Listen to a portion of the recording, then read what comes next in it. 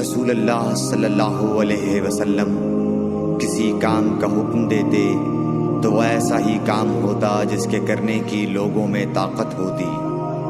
اس پر صحابہ کرام نے عرض کیا کہ یا رسول اللہ، ہم لوگ تو آپ جیسے نہیں ہیں، آپ تو معصوم ہیں اور آپ کی اللہ پاک نے اگلی پچھلی سب لغزشیں معاف فرما دی ہیں، اس لیے ہمیں اپنے سے کچھ زیادہ عبادت کرنے کا حکم فرمائیے۔